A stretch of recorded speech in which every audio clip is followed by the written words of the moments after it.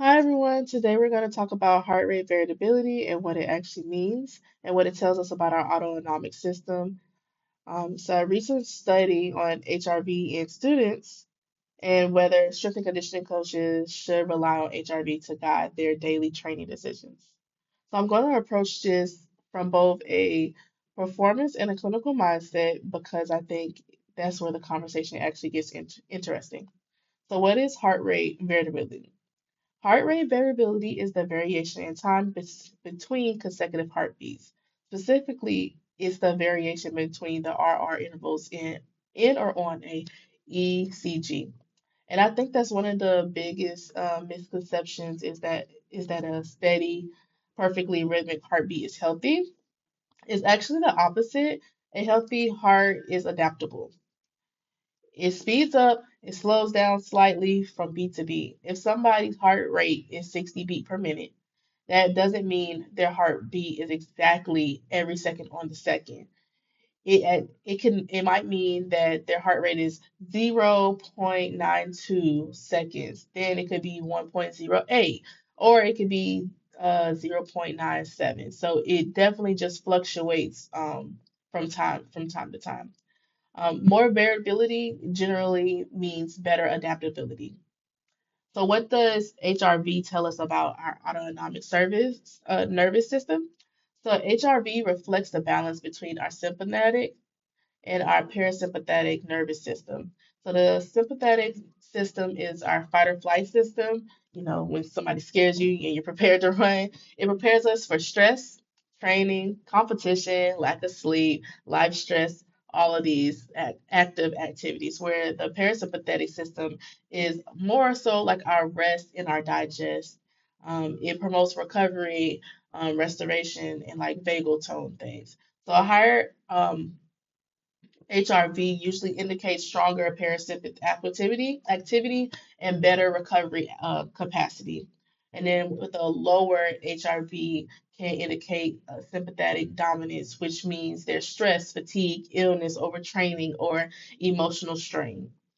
What I like about HRV is that it gives us a window into like how the body is handling the stress, not just like physical, but total overall stress load. And as someone who works in a clinical setting, exercise setting, um, I see stress is never just physical at all. It's numerous things. But anywho, um, the article that I chose was Plus, and is colleague their and the colleagues that they produced it were Frontier in Psychological in 2020. Sorry, I said that whole title wrong. The study examined HRV guided um, training in endurance athletes. So the purpose of it was to see whether adjusting daily training intensities based off of the HRV readings would improve performance outcomes and compare it to following a fixed training. The method that they used was the athletes measured their resting HRV daily, typically in the morning using standard conditions. Sorry. One group which was the traditional period training. The other group adjusted their intensities based off of their trends.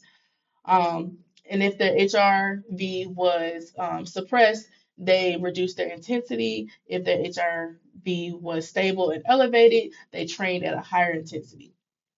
So the results that came from came from the peer review. Sorry, I couldn't get it out. So the HRV guided group provided, it showed that the performance markers reduced signs in maladaptation. They were able to individualize training more effectively and avoid excessive fatigue. So why does it matter? This study supports that the idea of training shouldn't be rigorous. Uh, Physiological readings um, uh, change daily, sorry. So the HRV gives coaches insights on whether the athlete is primed for stress or if they need recovery. It reinforces individual training rather than everybody do the same thing today. So why should strength and conditioning coaches rely on HRV? Now, hear me out. Here's where I stand. I don't think coaches should solely rely on HRV, but it is powerful because it gives an objective data about recovery status. Instead of guessing whether the athlete is fatigued, we can see physiological markers in the autonomic balance. But here's the thing. HRV doesn't exist in just like one vacuum.